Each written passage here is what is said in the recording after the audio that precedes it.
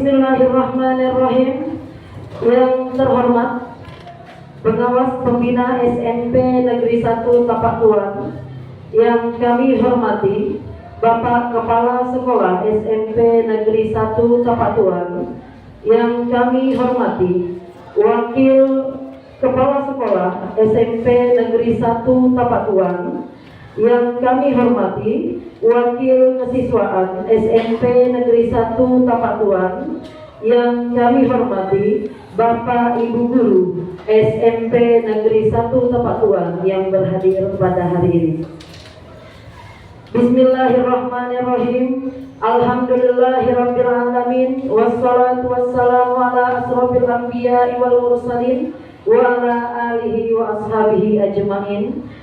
Alhamdulillah, pada hari ini kita masih diberi kesehatan untuk bisa berkumpul di ruangan yang kita cintai ini. Salawat dan salam tak lupa pula kita hadiahkan kepada junjungan alam Nabi besar Muhammad sallallahu alaihi wasallam, yang telah membawa umatnya dari alam kebodohan menuju alam yang terang benderang seperti saat sekarang ini. Acara diseminasi aksi nyata budaya positif calon guru penggerak angkatan 7 Kabupaten Aceh Selatan di SMP 1 Tapak Tuan dimulai. Memasuki acara yang pertama, pembukaan, marilah sama-sama kita melafazkan Al-Basmalah. Bismillahirrahmanirrahim. Memasuki acara selanjutnya, kata sambutan. Yang pertama, kami mohon kesediaan Bapak Kepala Sekolah SMP Negeri 1 Tapak Tuan kepada Bapak Muklis SPD Fis. Kami persilahkan dengan segala hormat. Bismillahirrahmanirrahim. Assalamualaikum warahmatullahi wabarakatuh. Waalaikumsalam. Alhamdulillahirabbil alamin. Segala puji bagi Allah yang telah memberikan kita nikmat iman Islam, sehingga sampai dengan saat ini kita masih diberi kesempatan untuk dapat melaksanakan rutinitas kita. Salawat berangkaikan salam senantiasa tercurahkan ke pembawa alam Nabi Muhammad SAW serta keluarga dan sahabat yang telah membawa umat manusia dari alam jahiliyah ke alam Islamiyah yang penuh dengan peradaban seperti yang kita rasakan sekarang. Yang kami hormati Ibu Pengawas Pembina, yang kami hormati Ibu Wakil Kepala Sekolah Bidang Kurikulum, yang kami hormati Bapak Wakil Kepala Sekolah Bidang Kesiswaan, yang kami hormati Bapak Ibu Guru SMP Negeri 1 Tapak Tuan. Pertama sekali kami mengucapkan terima kasih kepada Ibu Darlina Hasibuan dan juga Ibu Neneng sebagai guru penggerak yang telah memberikan kontribusinya kepada sekolah ini.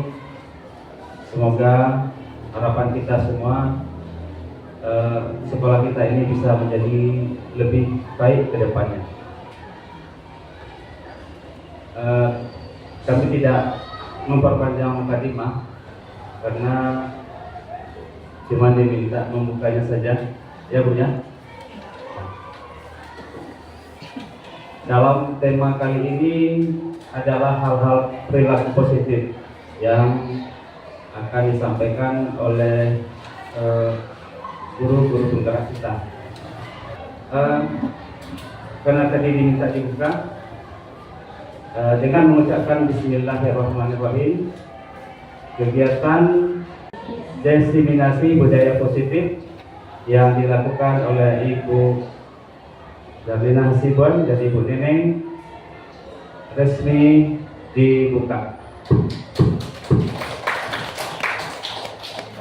Terima kasih atas segala perhatian, mohon maaf atas segala kekurangan.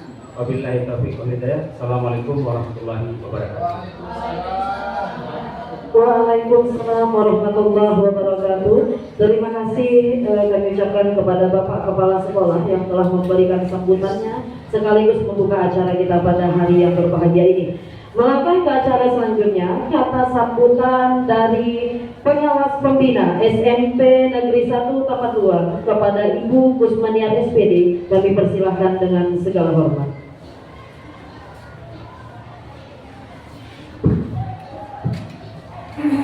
Bismillahirrahmanirrahim.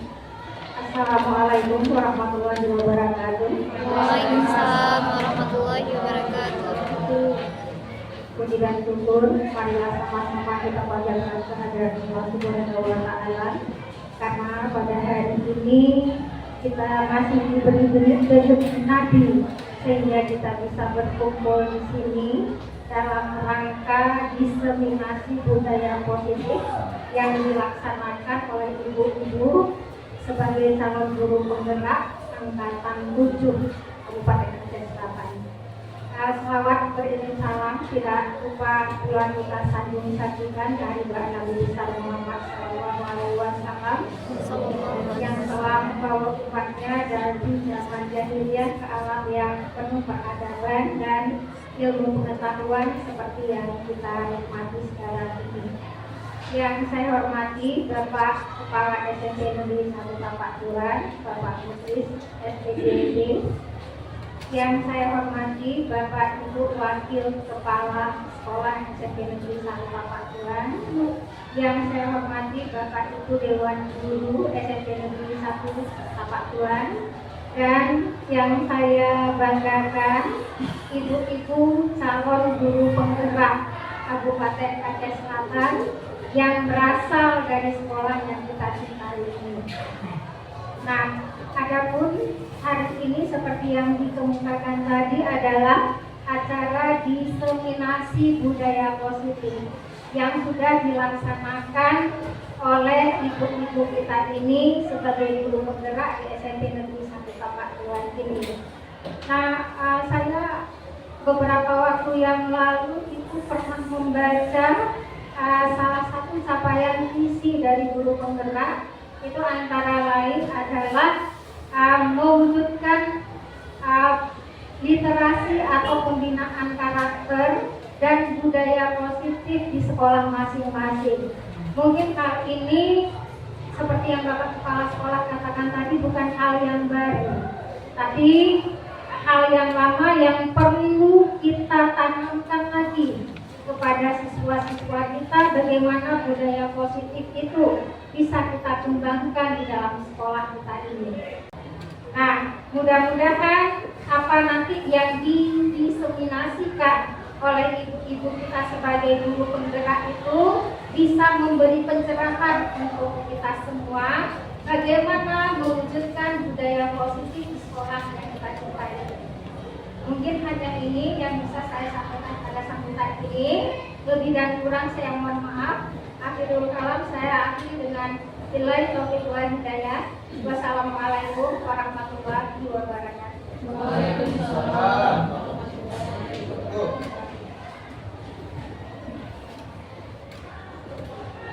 Terima kasih kami ucapkan kepada Ibu Pengawas Pembina SMP Negeri 1 Tapatuan. Melangkah ke acara selanjutnya, acara inti yaitu diseminasi aksi nyata budaya positif calon guru penggerak angkatan 7 Kabupaten Aceh Selatan oleh Ibu Neneng Cutrisnawati SPD dan Ibu Darlina Hasibuan SPDI. Kepada ibu-ibu kami persilakan dengan segala hormat. Baik, terima kasih Bapak Ibu telah berkenan hadir untuk pada hari ini. Yang ingin kami sampaikan di sini sebelum kita mulai acara, yaitu kami di sini di depan sini bukannya berarti kami ini Ingin menggurui. iya, bukan tetapi ingin menggurui. kami hanya ingin berbagi informasi saja. Mana tahu dengan adanya informasi tentang budaya positif ini, besar harapan kami Bapak Ibu dan kita semua bisa menerapkan di sekolah kita yang tercinta ini. dan sama-sama kita terapkan supaya sekolah kita ini menjadi sekolah yang lebih lagi di mata masyarakat. Sebelumnya kita breaking Iya, breaking dulu Bu Neneng ya. Breaking. Kayaknya nggak bisa double nih pengen. Iya, kami mohon kesediaannya untuk berdiri Bapak Ibu, untuk berdiri sebentar karena udah mau jam-jam. Iya sedikit saja. Nanti, ayo Pak Yedi, saya luar biasa apresiasi kepada Bapak Ibu guru kami yang berhadir pada hari ini. Iya, nanti kalau saya bilang halo, jawabannya hai. Kalau saya bilang hai, jawabannya halo. Setelah itu jangan sama-sama kita pagi. Setelah itu nanti akan saya sambut, mana semangatmu? Ini semangatku. Mana suaramu? Ini suaraku. Semangat destinasi. Kalau saya bilang, saya pikir, saya rasa, saya bisa. Saya pikir dengan lakonannya Bapak Ibu, biar jangan kali kita ya. Saya pikir, saya rasa, saya bisa. Oke ya, bisa kita mulai? Bisa. Ya semangat sekali. Hai. Halo. Halo. Pagi. Mana semangatmu? Ini semangatku. Mana suaramu? Ini suaraku. Semangat destinasi.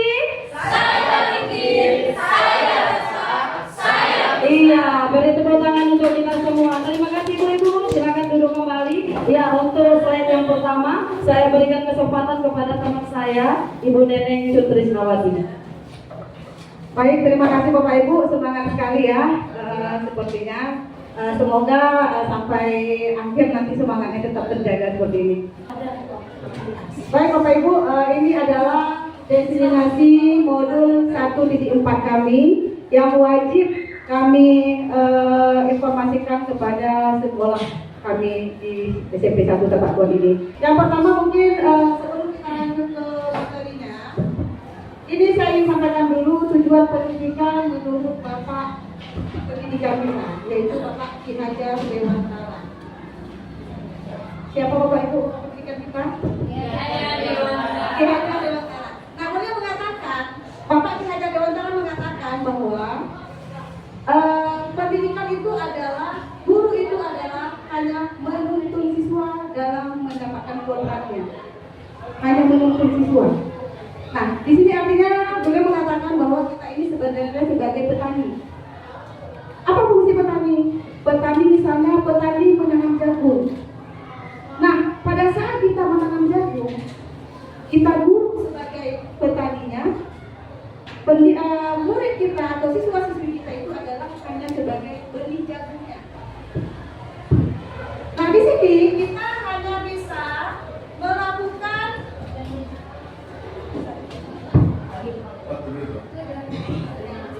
Nah, di sini Bapak Ibu, fungsi kita sebagai pendidik hanya menabur atau menabur benih itu.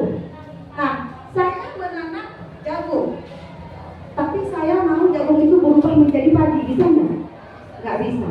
Kita hanya di sini fungsi kita hanya menuntun. Kalau kita tanam jagung, berarti kita harus menanam jagung itu bagaimana supaya hasilnya memuaskan. Benih itu menjadi jagung yang berkualitas, yang berkelas. Nah, tugas kita apa? Menyerap, memupuk, memberi bibit unggul yang bagus, menjaga, gitu ya Bu ya. Nah, ada pepatah mengatakan anak itu seperti kertas putih. Salah. Kertas putih. Kalau anak kertas putih, kita bisa mencoret-coret kertas putih. Oh, ini anak kertas putih. Saya ingin anak saya ini harus menjadi seorang dokter. Saya akan gambar dokter. Dokter, seperti itu ya. Nah, inilah maksud Bapak Ki Hajar Dewantara ini. Kita ini tidak bisa menuntut anak, kita hanya bisa menuntut. Artinya, anak kita ini bukan kertas putih, tetapi dia kertas yang sudah tertulis, tetapi belum terang, masih buram. Nah, tugas kita adalah menyebarkan saja. Hanya menebalkan kemana kertas putih itu bentuknya, misalnya kertas putih itu gambarnya misalnya dia menggambar menjadi seorang dokter. Bagaimana tugas kita hanya menuntun anak itu atau menebalkan tulisan itu, gambar itu menjadi gambar dokter seperti itu. Atau sebaliknya dengan tugas-tugas yang lain. Seperti yang saya sampaikan di awal, kita tanam jagung, tidak mungkin saya tanam jagung, tapi saya nggak mau jagung, saya maunya nanti hasilnya harus jadi padi, nggak bisa, kita nggak bisa memaksakan kehendak kita di sini, ya Bapak Ibu ya. Nah inilah sebenarnya Bapak KHD ini memang dari zaman dulu. Saya juga heran kenapa kami juga semua termasuk fasilitator kami kenapa munculnya sekarang. Sebenarnya ini dari zaman kolonial dulu, beliau sudah berjuang dari masa Belanda dulu. Yang masa dulu kan kalau nggak salah saya itu yang sekolah itu hanya orang-orang kolonial, orang-orang konglomerat, bangsawan. Sedangkan anak-anak pribumi tidak bisa mendapatkan pendidikan. Berkat beliau inilah akhirnya kita sampai saat ini juga bisa mendapatkan pendidikan yang layak. Ya mungkin seperti itu. Nah, mau saya bacakan sedikit ya Bapak Ibu. Menurut Bapak Haidar Dewantara, tujuan pendidikan adalah menuntut segala program yang ada pada anak agar mereka dapat mencapai keselamatan dan kebahagiaan yang setinggi-tingginya, baik sebagai manusia maupun anggota masyarakat. Nah, di sini kita dituntut untuk dapat memperbaiki lakunya, bukan dasarnya. Jadi perilakunya yang bisa kita akan perbaiki, tetapi bukan dasar dari hidup dan tumbuh kodrat anak tersebut. Baik, kita lanjut. Nah, di sini ada pertanyaan pemantik. Pertanyaannya adalah, Bapak Ibu sebentar lagi akan dibagikan kertas post-it, ya. Kertas post-it. Di sini, apakah Bapak Ibu setuju dengan pertanyaan ini? Hukuman dapat mendisiplinkan anak. Kalau Bapak Ibu setuju, silakan Bapak tulis di warna hijau, post-it warna hijau. Dan alasannya singkat saja karena kita waktu ya Bapak Ibu ya. Kemudian langsung aja jaminan dibagi tiga-tiganya. Ya. Kemudian pemberian hukuman dengan hal positif seperti membaca atau membersihkan halaman sekolah, apakah dapat mendisiplinkan anak?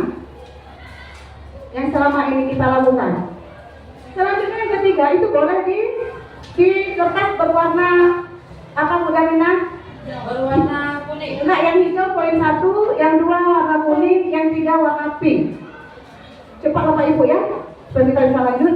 Yang ketiga, pemberian penghargaan apakah dapat meningkatkan motivasi belajar anak? Boleh dong. Oke, kita tunggu Bapak Ibu selesai, kita akan tempelkan di depan dan akan kita bahas bersama. Sudah? Bisa saya bantu tempelkan? Sudah nih.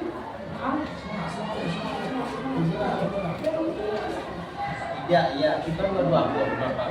Tidak, iya, ada Mas. Dibuat angka aja. Angkanya Pak, angka boleh juga. Enggak apa-apa. Iya, berdasarkan nomor. Ya, kawan-kawan dan saudara. Dari warna ini aja pun nanti bisa ketahuan bercerita. Oke, baik. Kita lanjut ya Bapak Ibu ya, karena materi kita masih banyak. Nah, di sini ada berbagai macam pendapat kawan-kawan. Ya, saya akan bacakan mungkin yang poin-poinnya saja. Yang pertama, hukuman dapat mendisiplinkan anak. Jawabannya iya, karena dengan hukuman anak meningkatkan disiplin. Kemudian tidak, karena setiap anak itu memiliki karakter sesuai dengan yang dibawa sejak dia lahir. Ya, ini ada juga Bu Nenek. Ya, setuju, tapi hukumannya jangan berbentuk kekerasan. Sebaiknya yang ada hubungannya dengan pelajaran. Oke. Selanjutnya yang nomor 2, pertanyaannya Bu Nenek. Ini adalah gini, karena dengan pemberian hukuman si anak mendapatkan, karena dalam pemberian hukuman si anak dapat efek jerah terhadap tindakan yang ia kerjakan. Pertanyaan nomor 2 itu pemberian hukuman dengan hal positif. Seperti membaca atau membersihkan halaman sekolah dapat meningkatkan disiplin anak. Banyak jawaban teman-teman kita, beberapanya ada yang iya Bu Neneng, ada yang setuju, ada yang tidak. Ada yang komentar, menurut saya bisa tapi tidak sepenuhnya karena itu cuma sebagai usaha seorang guru untuk melatih mereka membuat hal-hal positif. Oke. Yang ketiga, pemberian penghargaan dapat meningkatkan motivasi belajar anak. Iya, ada yang menjawab ya, ada yang menjawab setuju. Oke. Bisa juga, ada yang menjawab ini Bu Neneng. Bisa juga penghargaannya berupa apa? Iya. Nanti kita jawab. Oke. Nah, semua yang kegalauan kita di sini, kita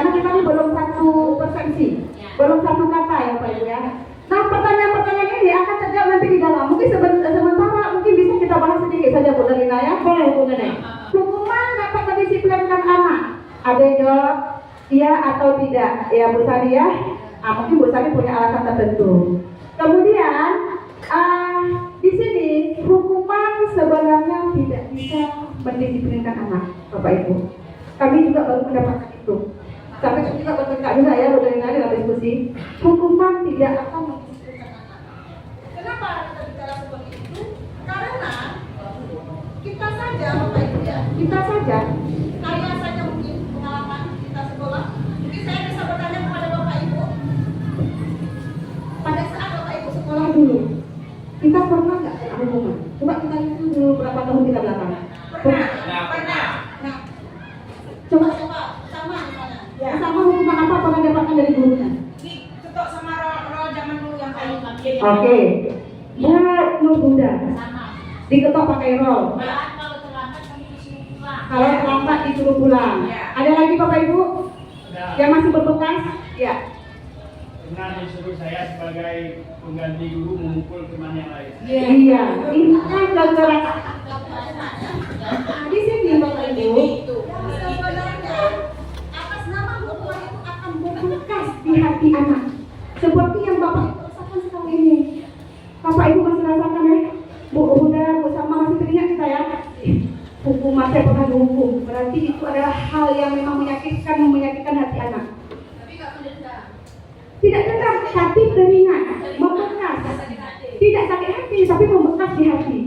Ya, nah nanti hal-hal kenapa tidak bisa kita akan pelajari bagian di dalam ini hanya sekedar saja. Kemudian pemberian penghargaan dapat meningkatkan motivasi belajar anak. Jawabannya banyak kawan yang setuju.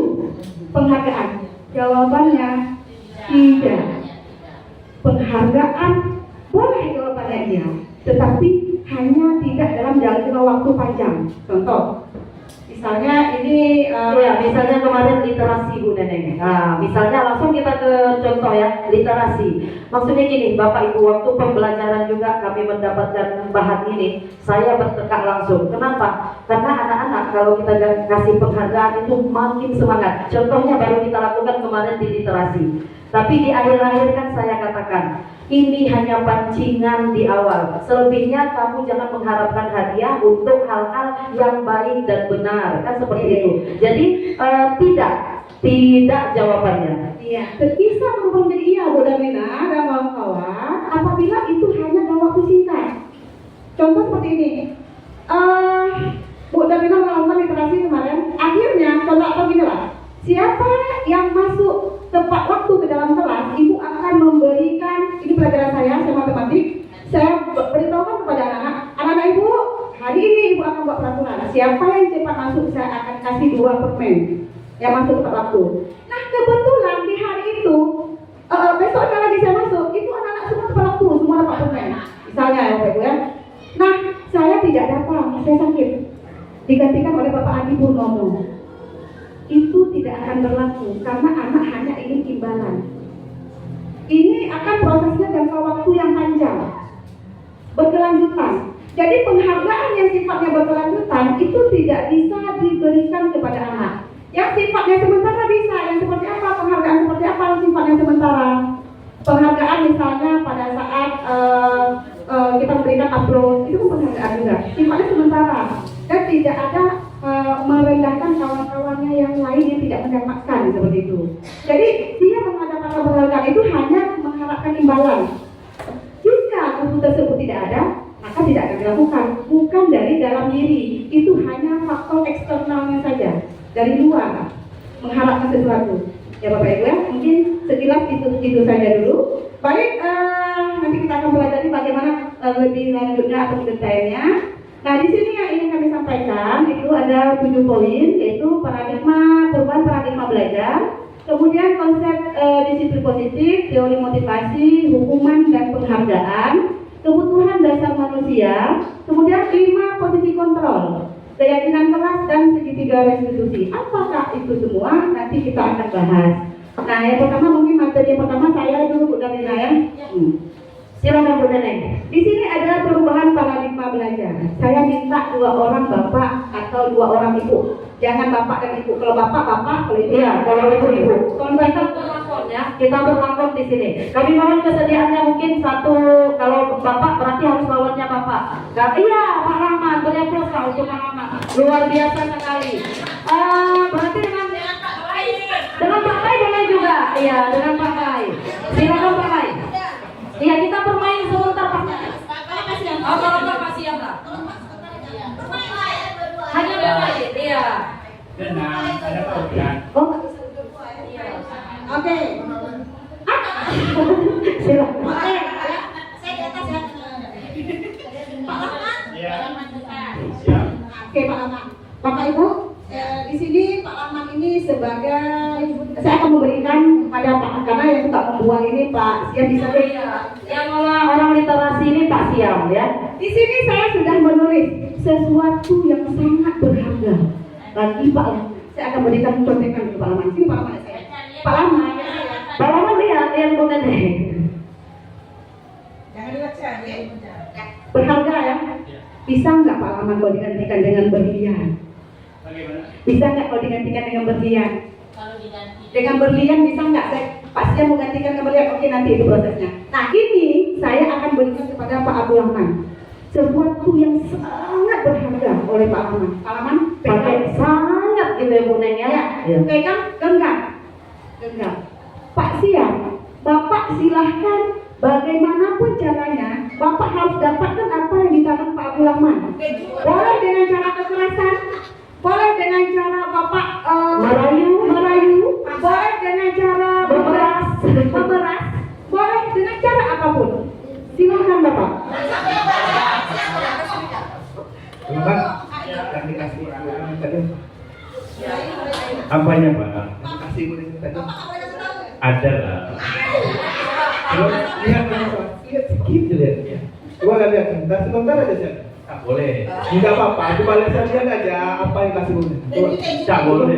Sebentar aja, tolong kasih apa? Nggak bisa. Tolong. Kenapa ada kasih bunda? Boleh, tapi ada syaratnya. Ada syaratnya. Jadi kalau mau masalahnya apa? Pak, sebentar aja saya sebentar Boleh, aja. boleh Kenapa dipegang. Bapak kasih saya enggak? Boleh. Coba lihat. Tapi boleh. Coba lihat. Ada syaratnya. Kan saya bilang ada syaratnya. Nanti kalau Bapak mau syaratnya. dulu nanti saya kasih jajan. Saya akan bisa dirayu seperti pemilu. Oh Mak Pak Siam, ini berat nih kayaknya. Ini sepertinya berat karena sudah masuk kantong. Sudah masuk kantong, ini parah ini. Oke, tepuk tangan berikan tepuk tangan untuk Pak Siam dan Pak Abdul Rahman. Terima kasih Pak. Tolong berikan Pak Abdul Rahman masih pegang. Pak Siam boleh di sini sebentar. Boleh dibuka Pak. Kawan-kawan penasaran apa yang dipertahankan sekuat tenaga Pak Abdul Rahman sehingga dengan rayuan, bujukan dan ancaman dari Pak Siam, Pak Rahman tidak tetap pendiriannya. Silakan Pak Abdul Rahman. My family. Iya, baik family. Keluarga, nah mungkin saya rasa keluarga bisa digantikan dengan emas, permata dan berlian ya Bapak Ibu ya. Terima kasih Pak Siam. Terima kasih Bapak-bapak berjuang. Oke, nah itulah respon kita Bapak Ibu. Kalau kita sudah ada disiplin positif ini dalam diri kita, dan ancaman bagaimanapun dari luar, karena sudah dari internal kita tidak akan bisa tergoyahkan lagi. Jadi kalau masih kita mendisiplinkan disiplin positif ini masih dari luar, mengharapkan penghargaan, contoh seperti saya nih, saya nggak bicarakan yang lain ya, saya sendiri contohnya, pergi cepat habis dok, nanti tidak Pak Kepala. Nah, ada yang saya harapkan, nanti Pak Kepala pasti bilang ibu neneng jadi guru disiplin cepat datang. Seperti itu. Nah itu masih eksternal. Saya mengharapkan sesuatu imbalan. Tetapi yang dituntut di sini adalah dari diri kita sendiri. Saya mau datang cepat. Jadi mau ada Bapak Kepala tidak ada Bapak Kepala, saya tetap datang tepat waktu. Tapi kita selama ini sudah seperti itu Pak Ibu ya. Alhamdulillah ya. SMP 1 sudah. Kalau SMP 1 insyaallah. Oke, baik Bapak Ibu kita lanjutkan. Ini yang tadi. Nah ini dia. Bagaimana cara kita mengubah paradigma stimulus respon melalui teori kontrol. Di sini mungkin Bapak Ibu bisa melihat pemaksaan ada pada saat bujukan gagal. Setelah kita dibujuk, kita tidak bisa, pasti akan dipaksa. Ini tidak boleh sebenarnya. Jadi perlahan-lahan stimulus respon ini kita harus membawa menjadi teori kontrol. Di sini kita harus bisa, karena kalau memang tidak bisa dengan bujukan gagal, maka kita bisa dengan berkolaborasi dan konsensus menciptakan pilihan-pilihan baru. Kolaborasi yang seperti apa? Misal, ini saya sedang membujuk anak ini tidak bisa. Saya harus berkolaborasi dengan wali kelas. Saya harus berkolaborasi dengan juga bisa wali murid. Sehingga kita mendapatkan pilihan-pilihan baru sehingga penyelesaian itu dapat kita ciptakan. Nah, di situ ya Bapak Ibu ya, ini sebagai contoh saja. Kemudian model berpikirnya yang selama ini kita menang kalah. Dan sekarang jangan ada menang kalah, menang kalau pikir kita. Jadi tidak ada yang dirugikan. Kemudian di sini, perilaku buruk dilihat sebagai suatu kesalahan. Yang sebenarnya setiap perilaku pasti mempunyai suatu tujuan. Ya Bapak Ibu ya, semua perilaku ini memiliki tujuan. Mau itu tujuannya itu tidak baik, tetapi tidak bisa kita pungkiri itu tetap akan terjadi. Jadi stimulus respon ini harus kita ubah sedikit perlahan-lahan menjadi teori kontrol. Ya, baik, kita lanjut. Pembelajaran yang kedua mungkin dilanjutkan oleh Ibu Darlina Hasibuan. Kepada Ibu Darlina, silakan. Ya, terima kasih kesempatannya Bu Neneng. Ya, di sini di bagian saya sepertinya disiplin positif ya Bu Neneng ya. Disiplin positif. Sebelum saya buka slide-nya, saya ingin bertanya sedikit. Kira-kira menurut ibu-ibu atau bapak-bapak semua apa itu disiplin? Iya, Bunda. Aturan yang harus dilakukan sesuai dengan undang-undang yang berlaku di negara. Luar biasa, guru PKN ya. Guru PKN harus ada undang-undangnya. Jadi aturan yang sesuai dengan Undang-Undang Dasar 1945. Seperti itu. Mungkin bapak-bapak ada yang tahu apa tuh kira-kira disiplin menurut pemahaman kita sendiri saja. Iya, Buli. Saya cuma menambahkan kalau di sini menurut saya disiplin itu arahnya lebih kepada perilaku. Arahnya lebih kepada perilaku. Mungkin bapak-bapak ada yang lain mau menambahkan mungkin apa itu disiplin? Tanggung jawab Proci bilang luar biasa, tanggung jawab yang sesuai undang-undang dan segala macam. Kita lihat bersama Bapak Ibu apa itu? Iya. Apa makna disiplin? Mata agak rabu sedikit jadi dekat sedikit ada beberapa titik di sini, ada 4 titik di sini dibuatnya, yaitu berasal dari bahasa Latin katanya, yaitu disiplina, ada nama saya, yang artinya belajar. Disiplin katanya belajar. Kalau yang kedua ada bilang makna asal dari kata ini berkonotasi dengan disiplin diri dari murid-murid. Itu menurut Socrates dan Plato. Jadi dia bilang apa? Disiplin diri dari murid-murid. Itu disiplin. Menurut siapa? Socrates dan Plato. Yang ketiga, disiplin di sini katanya disiplin diri membuat orang menggali potensinya menuju sebuah tujuan. Apa yang dia hargai? Kita garis bawahi apa yang dia hargai. Namun dalam budaya kita Indonesia, makna kata disiplin telah berubah menjadi sesuatu yang dilakukan seseorang pada orang lain untuk mendapatkan kepatuhan. Ini kita Indonesia. Kecenderungan umum adalah menghubungkan kata disiplin dengan ketidaknyamanan, bukan dengan apa yang kita hargai atau pencapaian suatu tujuan mulia. Dia bilang nih, kalau kita bantah bisa saja ya kan, yang tetap itu Al-Quran dan hadis. Kalau ini nggak tetap, ini kata dia, siapa dia? Kalau SMP 1 sepertinya enggak ya Bu ya. Ya, jadi kata orang Indonesia, kata yang ada di sini sudah berubah makna bahwasanya disiplin itu katanya paksaan, sesuatu yang kalau ada peraturannya baru dilakukan. Dia bilang seperti itu di sini. Disiplin dengan diidentikan dengan ketidaknyamanan. Setuju Ibu? Indonesia. Ya, setuju Ibu. ketidaknyamanan katanya. Ketika ada sesuatu yang harus dipatuhi atau disiplin yang harus kita lakukan, kita cenderung menyatakan itu ketidaknyamanan, bukan dengan apa yang kita hargai. Makanya tadi seperti dibilang Bu Neneng contoh di awal, bahwasanya saya datang karena ada yang saya harapkan. Disiplin yang sebenarnya tidak. Bapak dan Ibu, saya berbicara seperti ini kadang-kadang kita sendiri juga kena. Kenapa? Saya sebelum masuk ke dalam ikut dalam golongan-golongan yang seperti ini lah ya, jalan-jalan guru penggerak, ini kan tahu kita itu apa disiplin, tahu kita sebenarnya apa itu disiplin. Cuman sampai segini-gininya itu kita nggak tahu. Banyak hal rupanya yang belum saya pribadi yang belum saya pelajari tentang hal-hal yang harus kita perbaiki pada diri kita. Intinya nanti pada akhirnya ini adalah ibda binafsi. Ibda binafsi dalam artian mulai dari diri sendiri. Ya, saya Bu Neneng juga sedang tertatih-tatih untuk tidak melakukan kesalahan yang ada yang dahulu pernah kita lakukan. Seperti itu. Ya, selanjutnya disiplin positif di sini, ya banyak sekali ini Bapak Ibu. Teori ini adalah teori kontrol, teori pilihan Dr. William Glasser. Dia bilang semua perilaku yang memiliki tujuan, itu dia bilang disiplin. Jadi semua perilaku yang memiliki tujuan itu adalah disiplin.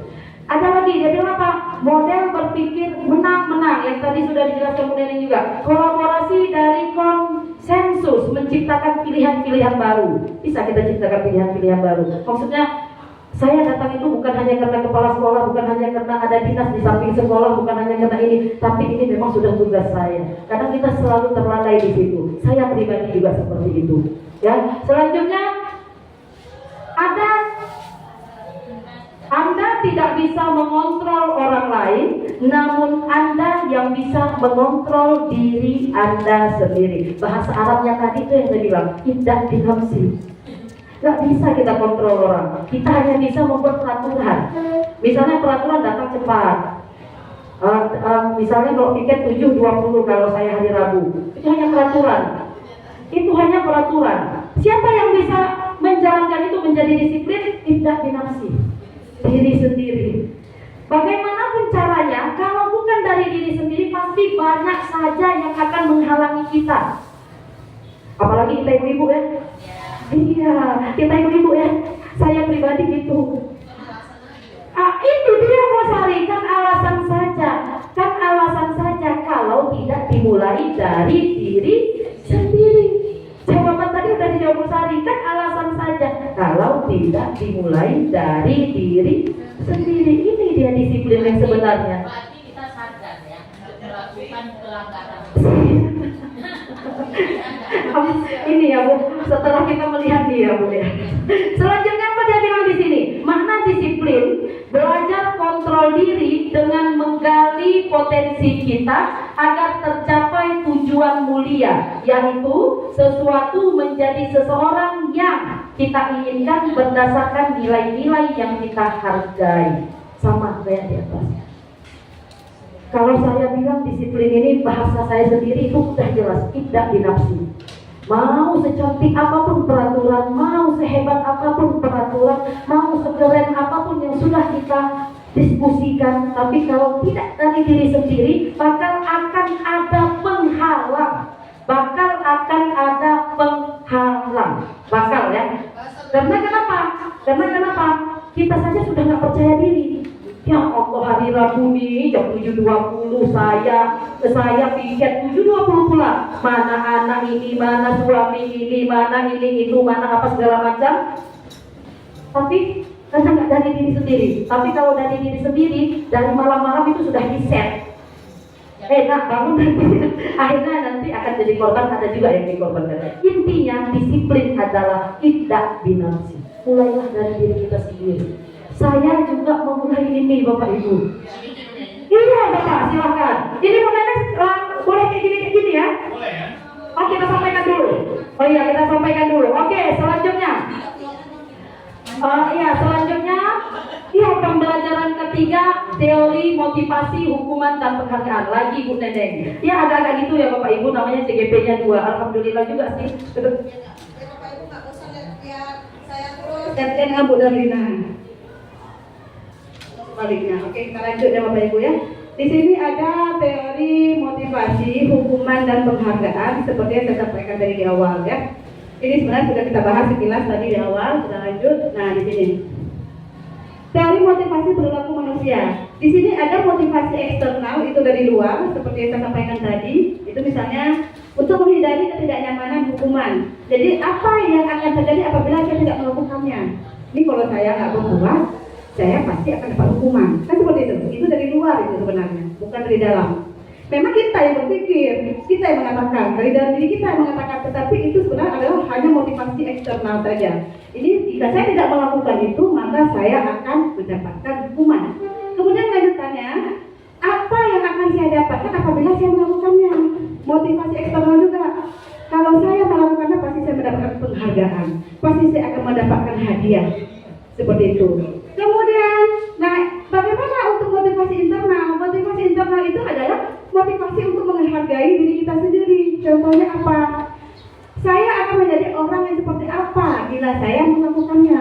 Jadi kita mencerminkan kalau saya melakukan itu, maka saya pasti akan menjadi pribadi yang lebih baik lagi. Saya pasti menjadi orang yang lebih disiplin. Jadi dari dalam untuk diri kita sendiri. Seperti itu ya, Bapak Ibu ya. Kita lanjut. Nah, di sini menurut Bapak pendidikan kita, merdeka itu bukan terlepas dari perintah. Tidak terlepas dari perintah, terutama ini karena merdeka, lepas semua, bebas, gitu ya, bebas. Nah, bukan itu sebenarnya. Tetapi merdeka itu adalah merdeka untuk memerintahkan diri kita sendiri. Itu yang sangat sulit. Termasuk kami sendiri mungkin hanya bisa berbicara seperti ini, tapi kita akan mencoba. Nah, di sini kita mempunyai satu kasus. Kasus ini saya rasa Bapak Ibu akan bisa memecahkan karena kita sudah mendapatkan di awal tadi. Iva kurang menguasai pelajaran matematika, sehingga pada saat pelajaran tersebut berlangsung, dia lebih banyak berdiam diri atau menggambar di buku pelajarannya. Pada saat guru matematikanya masuk, Pak Seno menanyakan pertanyaan Iva menjadi gugup. Pak Seno menanyakan pertanyaan kepada Iva, tiba-tiba dia datang. Coba kamu yang tadi Pak jelaskan, coba kamu jawab misalnya. Dia gugur. Kemudian pada saat gugur, seluruh kawan-kawan itu menertawakan dia. Kemudian Pak Seno pada saat itu membiarkan teman-teman Iva menertawakan Iva yang tergagap dan malu luar biasa. Dan malahan meminta Eva untuk maju ke depan dan menunjukkan hidungnya karena tidak bisa menjawab pertanyaan dari Pak Seno. Jadi setelah dia gugup di tempat duduknya tadi ditertawakan oleh teman-teman, Pak Seno nyuruh lagi maju, kamu maju, pegang hidung, karena dia mendapatkan hukuman karena dia tidak bisa menjawab pertanyaan tadi. Nah, dan anak-anak pun tertawa melihat Iva di depan kelas memegang ujung hidungnya. Menurut Bapak Ibu, ya. Nah ini, apakah Bapak Ibu setuju dengan tindakan Pak Seno terhadap Iva? Ya, Bu Sari. Iya, alasan. Ya, assalamualaikum warahmatullahi wabarakatuh. Waalaikumsalam. Kalau berdasarkan kasus tadi, saya pribadi mungkin juga teman-teman berpikir sama sekali tidak setuju. Mengapa? Nah ini yang jadi alasannya. Kenapa? Tadi kan di awal sudah dikatakan kodrat anak itu sama, kita yang mengarahkannya. Jadi dia tidak bisa pun ada latar belakangnya. Tadi kan alasannya dia tidak belajar ya, atau apa tadi? Bukan, alasannya sebelum itu tadi saya lihat di kasus tersebut. Jadi kita tahu dulu latar belakangnya apa. Mungkin dia lagi ada masalah atau dia sedang ada musibah atau apa. Pokoknya terlepas dari itu, saya tidak setuju karena yang namanya seperti itu malah menjatuhkan mental anak. Malah itu secara tidak langsung itu adalah bully yang paling parah. Karena itu yang membuli langsung gurunya. Ya, jadi anak-anak itu mendapat contoh langsung dari si gurunya langsung yang seharusnya digugu dan ditiru malah memberikan tindakan yang malah membuat dia mentalnya menjadi jatuh. Baik, terima kasih Bu Sari, ya bagus sekali. Terima kasih banyak Bu Sari. Nah, yang Bu Sari sampaikan tadi itu benar Bapak Ibu. Ada yang namanya nanti segitiga restitusi Bu Sari. Permasalahan itu bisa diselesaikan dengan seperti Bu Sari katakan tadi, kita nanya dulu ke anak. Ada prosesnya, bagaimana proses itu nanti ada di tahap berikutnya tadi segitiga restitusi namanya. Ya, kemudian apakah menurut Bapak Ibu tindakan Pak Seno terhadap Iva adalah sebuah hukuman atau konsekuensi? Enggak, pertanyaannya adalah apakah itu hukuman atau konsekuensi? Iya. Iya Ibu, silakan. Nah, nggak apa-apa, nanti kita bahas. Ayo, silakan Ibu. Ya, kalau menurut saya Pak Seno itu bukan memberikan hukuman, tetapi membuat anak menjadi beban mental lagi, menjadi tambah parah. Ya, konsekuensi yang diberikan. Baik, terima kasih Ibu Nurulda, bagus. Nah, mungkin boleh secara langsung ya, menunggu waktu ya Bapak Ibu ya. Hukuman dan konsekuensi itu berbeda ya Bapak Ibu ya. Kita harus paham dulu apa itu hukuman, apa itu konsekuensi, baru kita bisa menjawab. Oke, ini saya pending. Setelah nanti saya akan kembali, turun dulu ke setelah ada teorinya baru bisa terjawab. Ya. Nah, di sini ada tindakan guru, beberapa tindakan guru. Mencatat 100 kali di dalam buku kalimat saya tidak akan terlambat lagi karena terlambat ke sekolah. Dia disuruh catat sama gurunya. Apakah menurut Bapak itu hukuman atau konsekuensi? Hukuman. Ya, ayo kita jawab, hukuman atau konsekuensi Bapak Ibu? Hukuman. Oke. Ya, benar, itu adalah hukuman. Tapi karena tidak ada yang di laptop, saya langsung lanjut aja ya.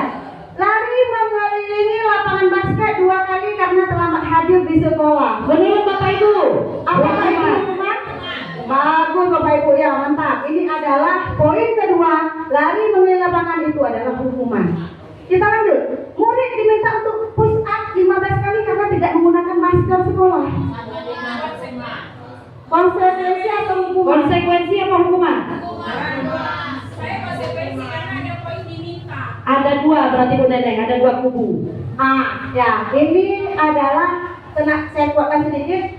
Murid diminta untuk push up 15 kali karena tidak menggunakan masker ke sekolah. Ini adalah hukuman Bapak Ibu.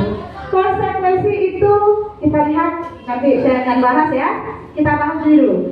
Menggantikan kertas tugas teman yang telah dicoret-coret. Gimana Nana? Itu konsekuensi yang dilakukan oleh seorang siswa karena telah mencoret kertas temannya. Dia gantikan konsekuensi dari perbuatan yang dia lakukan. Oke, luar biasa Bu Neneng. Jawabannya benarnya Bu Neneng? Benar. Iya, konsekuensi. Karena dia telah menjatuhkan minuman temannya dia. Mencoret kertas teman, konsekuensinya dia harus menggantikan. Itu bukan hukuman. Kadang-kadang kita antara konsekuensi dan hukuman kita beda tipis itu, kita salah paham. Mak tadi pulang rumah, anak cerita sama maknya, mak pulang rumah mak tadi kan ganti buku awal dihukum sama ibu karena coret-coret. Padahal itu bukan hukuman, itu adalah konsekuensi. Dia harus bertanggung jawab atas perbuatan yang telah dia lakukan. Dengan cara menggantikan buku temannya, ya. Kemudian kita lanjutkan, membersihkan tumpahan air di atas di meja tulis karena tersenggol pada saat belajar. Udah tepat ya? Iya, bagus. Kayaknya sudah mulai ini. Sudah mulai paham ya mana konsekuensi mana hukuman. Kenapa ini konsekuensi? Karena dia sedang menyenggol. Konsekuensinya dia harus akibat. Jadi ini bukan hukuman. Jangan disebutkan sama anak kita, tapi ini adalah hukuman ini karena telah menyenggol, padahal itu adalah konsekuensi. Kita lanjut. Murid disuruh mengenakan sepatu seharian di sekolah karena tidak mengenakan sepatu hitam. Hukuman atau konsekuensi? Ya, bagus Bapak Ibu. Ini adalah hukuman, tidak termasuk konsekuensi. Karena tidak mengenakan sepatu hitam, dia disuruh untuk mengenakan sepatu seharian di sekolah. Sebenarnya ini tidak boleh. Ya Pak Ibu ya. Nah, ini yang galau. Poin terakhir, mana Pak Pira? Ini ada Pak Pira nih. PJOK. Lari mengelilingi lapangan basket 2 kali karena terlambat 10 menit untuk pelajaran PJOK. Saya tidak tanya itu sama guru olahraga dulu. Konsekuensi apa hukuman? Dengan guru yang lain selain olahraga. Apakah ini konsekuensi atau hukuman? Hukuman. Hukuman? Iya. Bukan. Dari mengelilingi lapangan basket 2 kali karena terlambat 10 menit untuk pelajaran PJOK. Bukan. Kenapa konsekuensi Bu? Karena itu akibat kelalaiannya. Itu sama. Sekarang saya ganti. Kalau itu Bapak Ibu katakan konsekuensi, Guru olahraga kita belajar. Ya, langsung ke target Bu Neneng ya. Kalau menurut saya itu hukuman Bu, karena memang keterlambatan 10 menit dalam orang sudah melakukan pelajaran, sudah dimulai pelajaran dia terlambat, itu satu hukuman bagi dia untuk mengelilingi lapangan. Terima kasih Pak Fir. Nah, kegalauan kita akan kita lihat bersama. Kalau saya ubah video menjadi matematik, berlari mengelilingi lapangan basket 2 kali karena terlambat 10 menit untuk pelajaran matematika, itu adalah hukuman. Tetapi lari mengelilingi lapangan basket 2 kali terlambat untuk pelajaran video bukan hukuman, tetapi konsekuensi. Kenapa? PJOK. Kemudian untuk Pak Revi, ya bagus, dengan dulu dah. Kalau ini saya kata ya. Berarti yang anak-anak sebelumnya udah lari duluan kan? Udah ikut lari. Kita ini karena dia mau tidak mau dia akan olahraga ikut pelajaran Ya benar begitu. Berarti kan anak-anak yang udah lari kalau nggak hukuman. Ya. Nomor terakhir itu sama dengan nomor 3. Murid diminta push up 15 kali menggunakan masker di sekolah. Beda Bu. Beda. Di sini Bu, bedanya gini Bu. Ada ini pelajaran. Kalau di sini lari mengelilingi lapangan basket 2 kali karena terlambat 10 menit untuk pelajaran bahasa Indonesia, ini merupakan hukuman karena dia bukan pelajaran PJOK. Kata kuncinya adalah mata pelajarannya Bu. Kata kuncinya. Iya, cuma mungkin ketika itu mereka kan di lapangan. Di sini kan konsep apa tadi? Di situ lari mengelilingi lapangan, pemanasan. Makanya saya sudah dari awal saya akan terjadi kegalauan di sini, tapi kita sudah. Iya, ya intinya ini adalah karena pelajaran PJOK. Tetapi apabila dia lari di lapangan, pelajaran selain PJOK itu adalah hukuman. Ya Bapak Ibu ya. Oke, baik. Pas PJOK materi, tadi ya itu. PJOK itu dalam ruangan, kan dia cuma hukuman. Iya. Iya, baik Bapak Ibu ya, kita lanjut ya. Kita lanjut dulu, kita lihat Apa perbedaan hukuman dan konsekuensi? Hukuman itu sesuatu yang menyakitkan harus terjadi. Seperti kita tadi dihukum oleh guru kita pada saat SD, sakit hati kita teringat sampai sekarang, membekas ya. Kalau konsekuensi, sesuatu itu harus terjadi. Dia sifatnya yang sementara, akan hilang. Kemudian membuat anak sakit fisik maupun hati untuk jangka waktu yang lama. Contoh seperti di awal saya sampaikan tadi, kita sampai udah umur berapa sekarang masih teringat. Kalau untuk konsekuensi membuat anak merasa tidak nyaman hanya dalam waktu jangka pendek. Disuruh tadi, bentar aja dia kerja, besoknya lupa. Kemudian hukuman anak membenci kedisiplinan, bukan malah anak akan semakin disiplin. Dia akan semakin membenci kedisiplinan. Anak menghargai kedisiplinan apabila itu konsekuensi. Nah, hukuman itu termasuk paksaan. Kalau konsekuensinya dia adalah hanya stimulus tanggapan. Apa stimulus tanggapannya terhadap apa yang sudah dia tumpahkan tadi? Apa stimulus tanggapannya atas terhadap apa yang telah dia coret tadi? Seperti itu ya. Tanggung jawab di sini ya, betul Bu. Kemudian mendorong anak menyakiti diri sendiri. Di sini mendorong anak agar mudah menyesuaikan diri, ya. Kemudian hukuman itu konsep diri yang buruk, konsekuensi konsep diri yang baik. Hukuman anak belajar untuk menyembunyikan kesalahan. Nah, di situ itu paling bahaya. Karena dia takut kena hukuman, kesalahan dia perbuat tadi akan dia tutupi. Sebenarnya itu tidak boleh. Kalau di sini anak akan belajar untuk mematuhi peraturan. Nanti kalau saya nggak patuhi peraturan, konsekuensinya ini, dia akan lebih bisa berpikir seperti itu. Kemudian hukuman, marah, rasa bersalah, dipermalukan, merasa tidak dihargai. Anak tidak akan dihargai, dia merasa kita permalukan karena dia telah kita hukum. Kita hukum suruh bersih di WC. Apa ini itu paling bahaya, ya, paling tidak boleh itu. Kemudian konsekuensi, kehilangan hak, dibuat tidak nyaman, diakhirkan untuk sementara. Hanya sifatnya untuk sementara. Jadi memang itu seperti hukuman kecil, tapi itu sifatnya tidak jangka waktu yang panjang, Pak Ibu ya. Nah, setelah itu kita akan yang kedua, Ibu Anas guru SD. Ini adalah penghargaan Ibu Anas, guru SD, mendapatkan masalah. Murid-muridnya tidak bisa tertib berdiri antri di pintu kelas dan selalu berebutan masuk ke dalam kelas setelah jam istirahat. Ini tentunya sangat mengganggu proses pembelajaran, di mana kelas tidak dapat dimulai tepat waktu. Ibu Anas sibuk menenangkan murid-muridnya untuk waktu yang cukup lama. Ini karena guru SD mungkin ya. Akhirnya Ibu Anas berpikir cepat dan mengandalkan stiker bintang.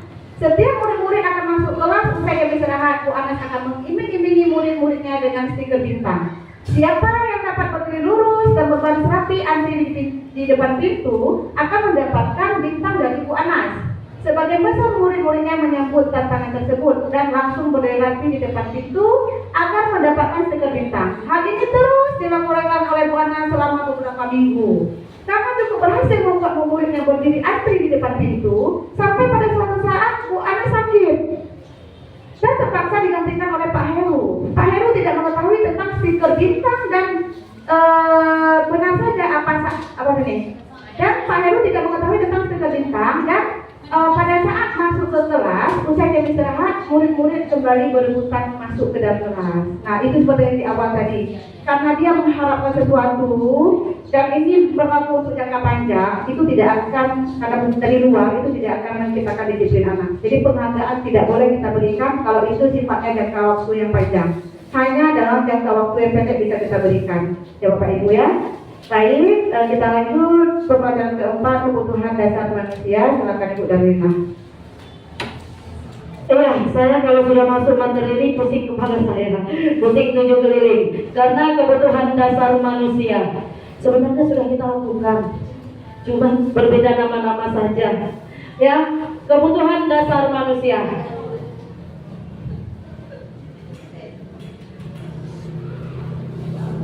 Pertanyaan pemantik, gak usah lagi, udah banyak bertanya tadi di kami ya. Kita baca Bu. Ya, kita baca sedikit lah. Ini nanti jawabannya ada. Ibu Ambar, guru wali kelas 7A di SMP Pelita Hati sedang bingung menghadapi ulang. Salah satu ini kalau kayak gini-gini cocoknya menganalisis kita ada makmur.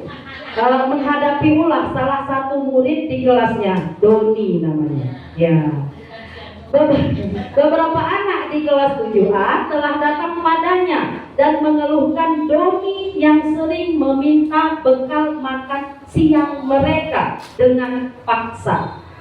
Jika Anda menghadapi situasi seperti Ibu Ambar, apa yang akan Anda lakukan? Menurut Anda, kira-kira apa alasan Doni melakukan hal itu? Nanti kita jawab setelah pariwara berikut. Ya. Kebutuhan dasar manusia. Saya bingung ketika saya sikit-sikit gitu. Ya. Kebutuhan dasar manusia.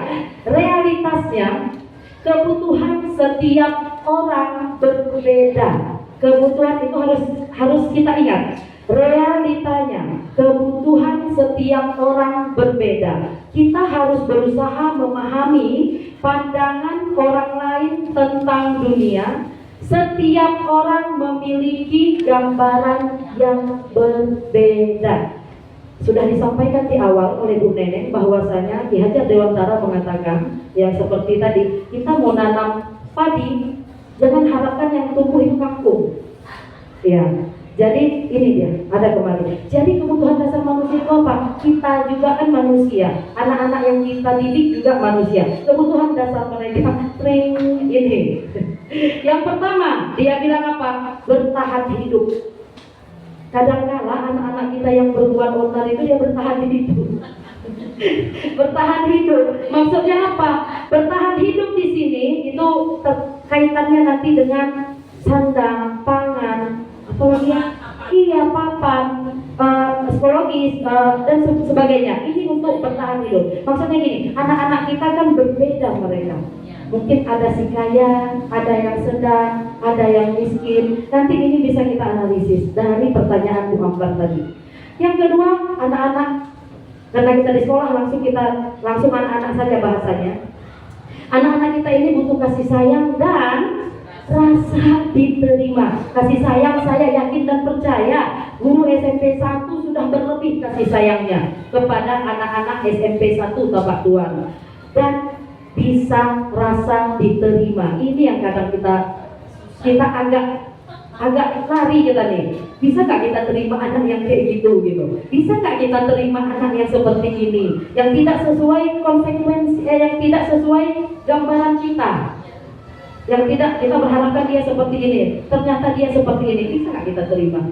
Jadi ini ada di kebutuhan dasar mereka.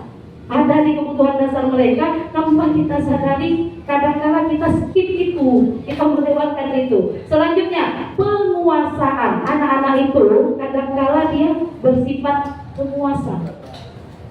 Kadang kita nggak tahu, misalnya kenapa anak ini, si Dika ini seperti ini. Rupanya pada diri dia, kebutuhan dasar dia itu bersifat penguasa. Selanjutnya ini apa? Ada kesenangan. Ada kesenangan di sini. Kesenangan ini apa maksudnya? Anak-anak itu kadang-kala kita masuk lagi ya. Kadang-kala ketika kita mengajar, nggak enak aja rasanya kayak gitu ya. Apa? Mungkin saja dia nggak senang dengan kita. Jadi efek kesenangan itu rupanya itu kebutuhan dasar. Jadi misalnya, makanya kita sebagai guru, saya udah mengerti, kita ibu-ibu bapak segala macam udah mengerti juga. Kita mau masuk ke kelas itu kita harus disenangi dulu.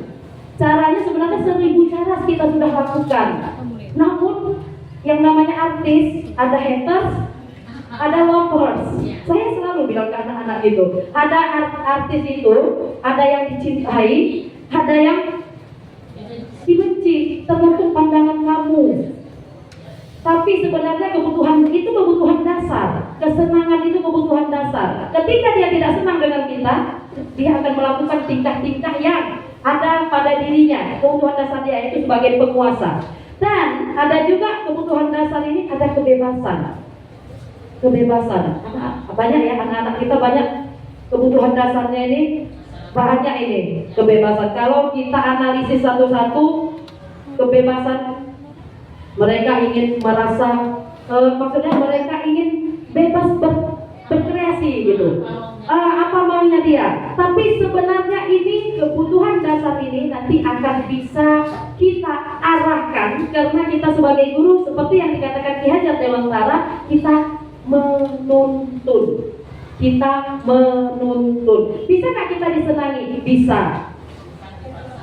Bisa nggak kita disenangi biar supaya kebutuhan dasar ini terpenuhi? Bisa nggak kita disenangi? Bisa. Mungkin saja dengan cara kita mengubah gaya ngajar kita mengubah cara pandang kita kepada anak-anak. Anggap ajalah yang membuat onar di kelas itu sebagai ibadah untuk kita, sehingga kita bisa senyum dalam mengajar seperti itu ya. Itu saya pelajari juga dari guru senior gitu. Ibadahkan saja seperti itu ya. Ini kebutuhan dasar. Jadi pertanyaan yang pemantik tadi, pertanyaannya, apa yang akan Anda lakukan jika seperti ini? Mungkin saya minta dua responden, dua orang bisa menjawab ini. Ibu Ambar, guru wali kelas 7A di SMP Pelita Hati, sedang bingung menghadapi ulang salah satu murid di kelasnya. Berapa anak di kelas 7A telah datang padanya dan mengeluhkan Doni yang seringkali meminta bekal makanan siang dengan paksa. Jika Anda menghadapi situasi seperti itu, apa yang akan Anda lakukan? Menurut yang ini tadi, kira-kira ibu-ibu, si anak tadi kebutuhan dasar apa yang paling ada pada dirinya?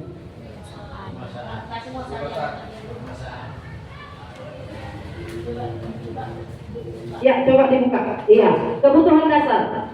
Ada kasih sayang, ada penguasaan, ada survival, ada kesenangan, ada kebebasan. Kira-kira si Doni tadi cenderung yang mana yang paling? Penguasaan. Dari mananya Bapak tahu penguasaan? Karena si Doni sering meminta bekal makanan dengan paksa. Dengan paksa. Iya.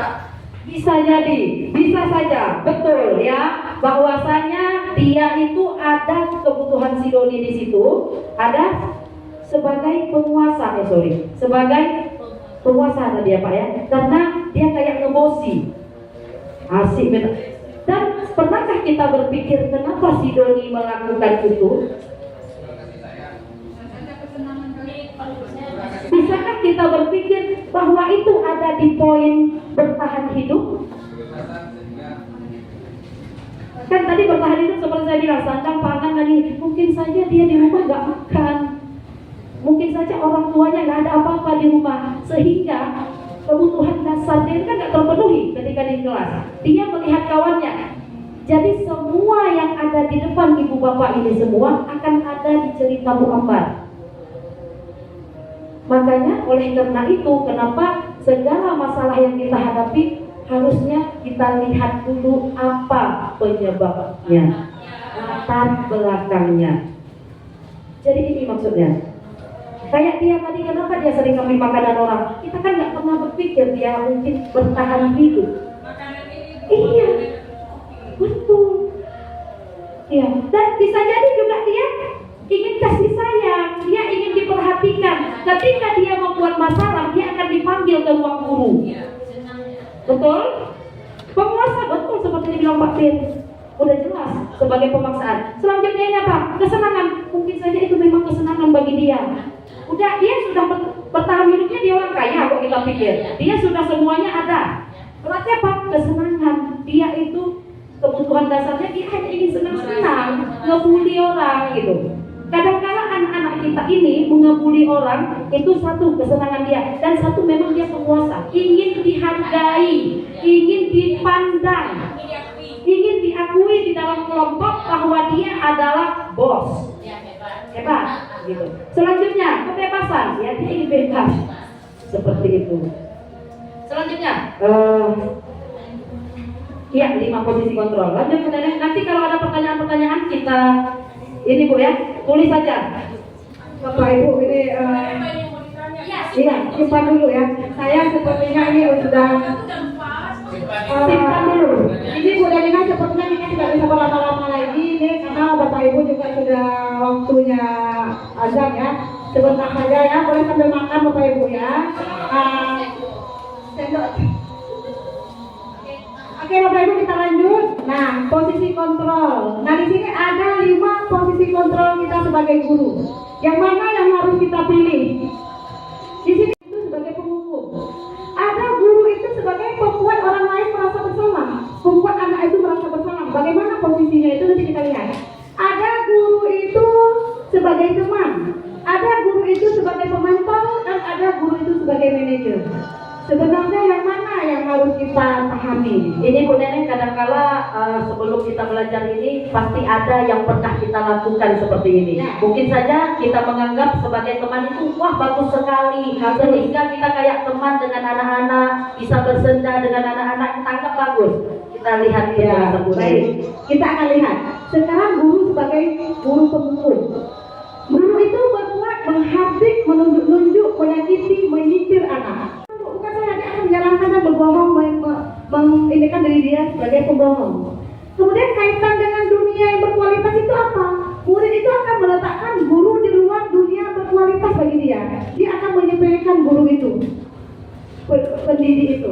Apabila kita sebagai guru penghukum di sini, nah murid akan berkata, biarkan saja, nanti juga marah-marah lagi ibu itu. Udahlah, nanti juga gitu lagi. Dia akan mendengar dia apa kita katakan, karena dia sudah mengecap, udahlah, nanti juga dia bakal marah-marah lagi. Nah itu. Nah kemudian dampak pada murid itu apa? Akan mengulangi kesalahan yang sama. Itu pasti. Ini bukan kami yang buat-buat Bapak Ibu, yang seluruh Indonesia materi sama. Bapak Ibu kita lanjut. Nah di sini ada yang untuk identitas gagal kontrol dari luar. Ini adalah guru yang membuat orang lain merasa bersalah. Di sini guru itu berceramah, dia mengatakan seharusnya kamu seperti ini loh, ibu kecewa kamu seperti ini. Jadi anak itu akan merasa bersalah. Itu sebenarnya nggak boleh, tidak boleh. Ini poin ini akan masuk pada poin kedua yang paling rendah. Guru berkata, kamu seharusnya sudah tahu, ibu lelah sekali mengatakannya, ibu stres, ibu capek, kamu aja yang guru. Seperti itu misalnya. Ini akan membuat orang lain akan merasa bersalah. Hasilnya, anak akan menyembunyikan atau menyangkal berbohong. Ini hampir sama dengan si penghukum. Kemudian murid meletakkan guru di luar dunia berkualitas, sama ya. Kemudian murid akan berkata, maafkan saya. Dampak pada murid adalah merasa rendah diri. Kemudian kita lanjut, untuk identitas berhasil atau sukses, kontrol dari luarnya ini ada guru sebagai teman. Di sini guru itu membuatkan alasan-alasan untuk muridnya. Ayolah, lakukan demi ibu. Masa kamu nggak bisa? Ingat, ibu pernah bantu kamu ini, ibu pernah ini kamu. Ayolah. Itu akan merasa anak ketergantungan. Kemudian anak tersebut akan meletakkan ibu itu dia tergantung dengan guru tersebut. Karena dia menganggap guru itu yang membantu dia selama ini, yang menginikan dia, ibaratnya itu. Nah, dia akan menganggap guru itu sangat penting di dunia dia, tapi hanya guru itu. Itu apabila posisi kontrolnya guru itu sebagai teman. Murid saya berkata, saya pikir bapak ibu teman saya, ternyata ya begitu, ya. Kemudian di sini dampaknya pada murid adalah dia akan lemah, tidak mandiri dan selalu bergantung. Kemudian pemantau, ada di sini guru berbuat menghitung dan mengukur. Artinya apa? Guru akan berkata, apa peraturannya? Kamu tahu kan peraturan sekolahnya apa? Nah, kemudian hasilnya si murid itu akan menyesuaikan diri bila diawasi, belum dari dalam diri. Apabila diawasi, dia akan berbuat. Apabila tidak diawasi, dia tidak akan berbuat. Kemudian kaitan dengan dunia berkualitasnya adalah murid meletakkan dulu peraturan dan hukum di dunia yang berkualitas. Jadi dia akan menganggap kalau ada peraturan itu guru yang berkualitas, jika ada hukuman atau yang lain sebagainya itu akan menitikberatkan pada sanksi atau hadiah yang apa yang akan dia dapat, begitu. Kemudian, nah ini yang seharusnya kita miliki Bapak Ibu, posisi sebagai manajer, menghargai diri sendiri. Jadi guru itu akan berkata dan mengajukan pertanyaan-pertanyaan seperti yang Bu Artini tadi sampaikan tadi. Jangan kita langsung bilang menghardik anak itu. Kita berikan dulu pertanyaan-pertanyaan apa yang kita yakini selama ini. Apa peraturan ya? Itu kita nanti ada namanya keyakinan kelas. Keyakinan kelas mungkin nanti Bu Darina akan menyampaikan. Apa keyakinan kelas kamu yang selama ini diterapkan dalam kelas? Apa yang bisa kamu kerjakan untuk memperbaiki masalah ini? Seperti itu. Nah kemudian hasilnya akan menguatkan pribadi anak. Beda dengan guru si pemantau dan pembuat merasa bersalah, penghukum dan teman. Murid meletakkan dirinya sebagai individu positif dalam dunia berkualitas. Jadi dia menganggap diri dia ini adalah sebagai individu yang positif, ya. Kemudian murid akan berkata, bagaimana caranya ya saya bisa memperbaiki keadaan ini. Nah, dia akan mencari solusinya sendiri. Karena di sini kita hanya sifatnya sebagai manajer. Kemudian dampak yang terjadi pada murid adalah mengevaluasi diri, bagaimana cara memperbaiki diri. Jadi dia akan mencari jalan keluar untuk diri dia sendiri. Kita hanya manajer, menjembatani dia untuk mencari jalan keluar itu. Nah, jadi seperti itu Bapak Ibu ya. Kita berharap semoga posisi kontrol ini kita akan ada di posisi ini. Memang sulit sekali, tetapi kita pasti bisa. Ya Bapak Ibu ya, insya Allah. Mungkin di sini kita posisinya banyak yang di sini sebagai guru, sebagai teman atau guru sebagai pemantau ya. Kalau ini tidak ada kalau kita di sini ya kita banyak ya di teman dan pemantau. Insya Allah kita akan menuju ke manajer perlahan. Saya berharap teman bisa bekerja sama dengan baik. Baik, ini Bapak Ibu. Membuat orang merasa bersalah itu saya kecewa sekali dengan kamu. Saya rasa ini sudah saya bahas tadi di depan. Kita langsung lanjut untuk pembelajaran yang ke-6, itu keyakinan kelas oleh Bu Darina. Keyakinan kelas ini sebenarnya sudah kita buat di kelas kita masing-masing, cuman kadang-kala tidak kita dokumentasikan. Keyakinan kelas di sini apa maksudnya? Bisa jadi peraturan kelas gitu ya, Ibu Neneng ya. Ya.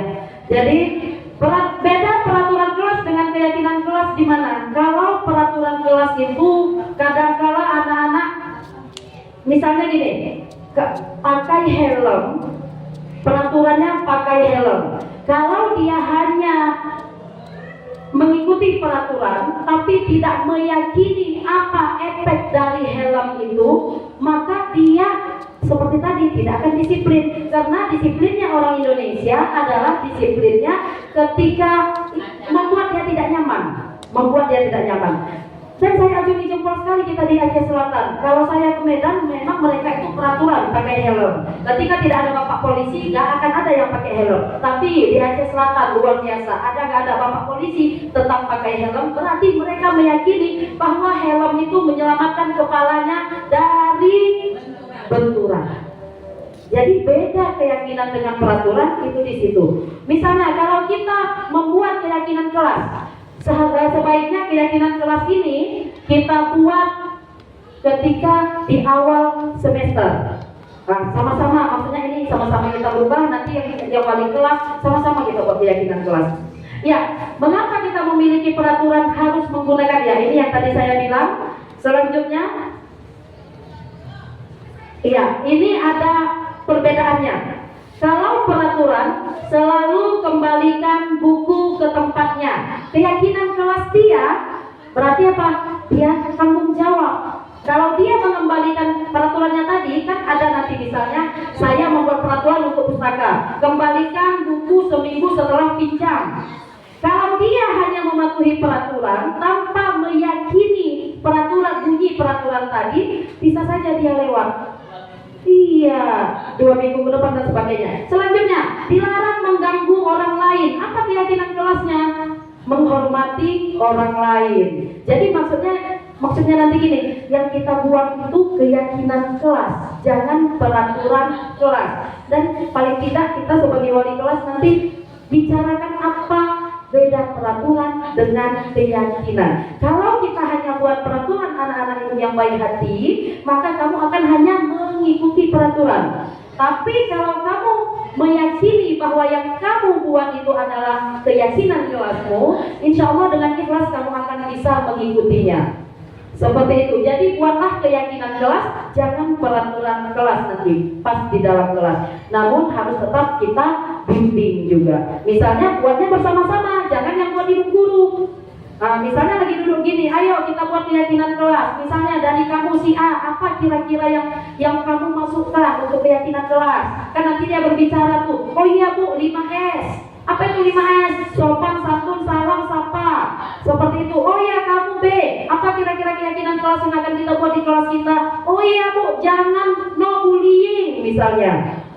Jadi efek no bullying itu yang harus kamu yakini, bilang seperti itu. Oke, untuk keyakinan kelas saya rasa. Jadi nanti Bapak Ibu kalau kita sudah ini terakhir ya, Bu Neng. Oh ya, kalau ini maksudnya kalau sudah keyakinan kelas itu ada di dalam kelas kita, otomatis ini akan menyebar ke sekolah. Ya, dari kecil di dalam kelas, maka peraturan yang di dalam kelas itu kan mereka yakini. Misalnya no bullying di dalam kelas. Kalau anak-anak yang memang meyakini itu keyakinan kelasnya, akan dia bawa sampai ke sekolah. Berarti lingkupnya bisa jadi dia akan besar. Itu saja. Selanjutnya Bu Neneng yang terakhir. Ya, baik Bapak Ibu, sedikit lagi ya Bapak Ibu ya. Ini yang terakhir adalah untuk pemecahan. Oh ya, maaf Bu Lena belum selesai ini. Yang keyakinan kelas kita lanjut saja. Segi negara institusi, saya langsung ke sini. Ini adalah untuk pemecahan masalah anak, kasus anak. Ada namanya validasi kebutuhan, kemudian menstabilkan identitas dan menanyakan keyakinan. Jadi di sini apabila anak itu mempunyai satu masalah, misalnya dia terlambat datang ke sekolah, kita akan panggil dia, kita sebagai wali kelas. Apa yang kita lakukan pertama? Melakukan validasi kebutuhan awalnya. Kita tanya dulu pada anak, kamu kenapa terlambat? Kamu sudah punya alasan kamu apa? Oh Bu, karena saya telat tidur. Kenapa kamu telat tidur? Ini masuk pada validasi kebutuhan. Kenapa kamu main HP? Ada nggak caranya? Jangan kita yang berikan solusi, dia menjawab. Bagaimana menurut kamu supaya kamu bisa besok datang cepat? Dan ya, adakah cara lebih efektif untuk mendapatkan apa yang kamu butuhkan? Bisa nggak apa kira? Oh ya Bu, saya usahakan untuk tidur kita jam sekian lebih cepat. Saya biasa tidur jam 1 malam, saya akan tidur jam 9 malam atau jam 10. Nah, setelah kita validasi kebutuhan dia, kita stabilkan identitas dia kembali. Kita bilang, nggak apa-apa nak ya, sebenarnya kita ini ibu juga pernah melakukan kesalahan. Itu menstabilkan identitas anak. Semua orang pernah melakukan kesalahan. Jadi dia tidak menganggap hanya dia saja melakukan kesalahan. Orang lain juga pernah melakukan kesalahan di sini. Tapi harus bisa kita atasi kesalahan itu apa.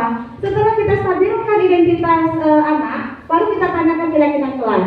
Keyakinan kelas yang sudah sampai Miss Darina tadi. Kamu tahu kan keyakinan kelas apa keyakinan kelas kamu di dalam kelas? tidak boleh datang terlambat misalnya.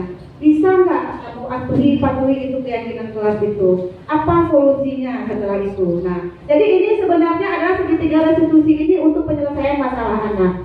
Mungkin hanya itu saja ya Bapak Ibu ya. Nah di sini dia yang sudah saya sampaikan tadi. Berhubung waktu juga sudah siang, kita juga masuk sekolah sore Bapak Ibu.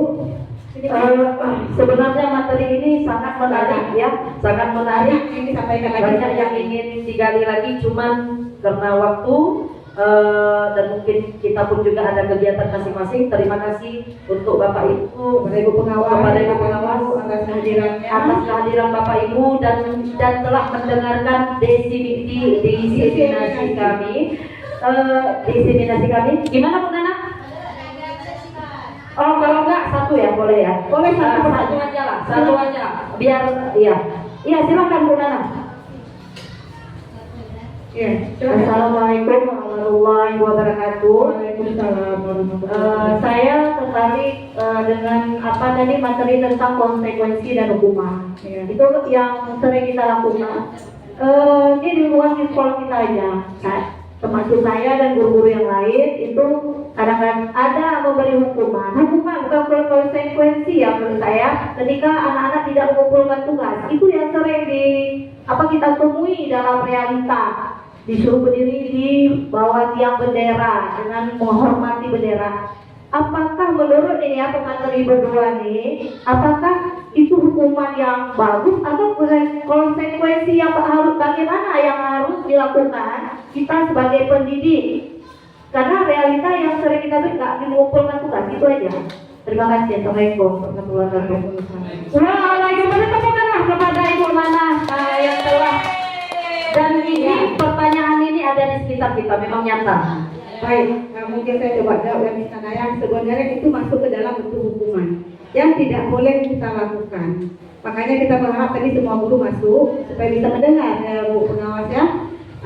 Nah itu adalah hukuman. Hukuman itu tidak itu yang fatal, itu fisik lagi.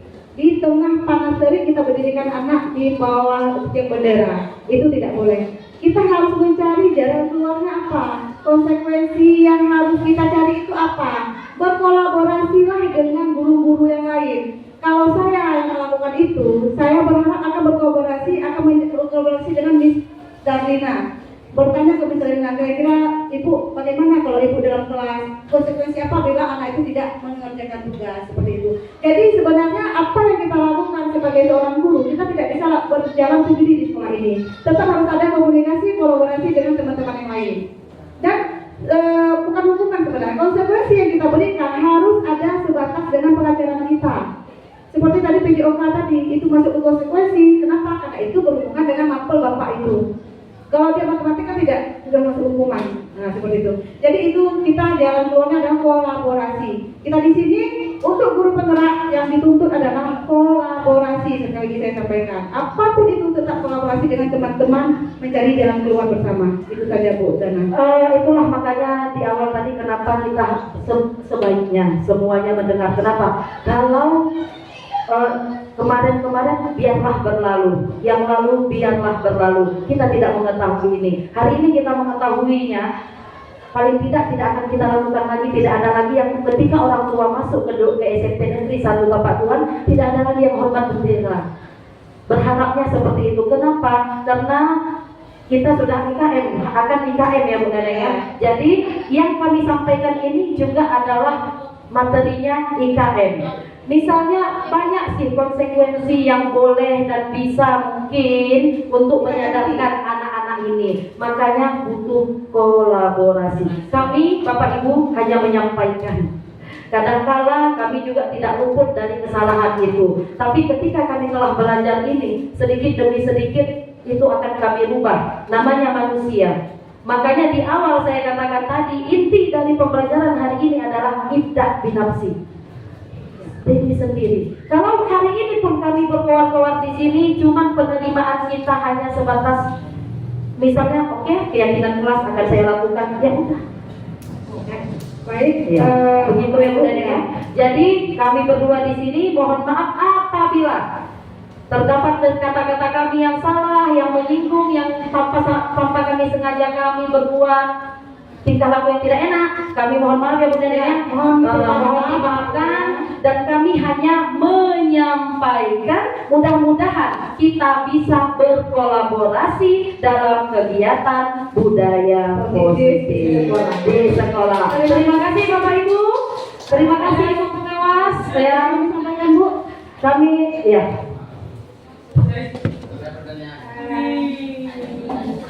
Mungkin terakhir Bapak Ibu ya, mungkin saya ingin menyampaikan materi yang diseminasikan tadi itu adalah materi yang sangat-sangat bagus ya. Seharusnya memang seperti yang dikatakan oleh ibu-ibu guru CGP tadi, kita bisa hadir semua sehingga info ini tersampaikan ke kita semua, dan kita di sekolah bisa berkolaborasi untuk meningkatkan budaya positif ini.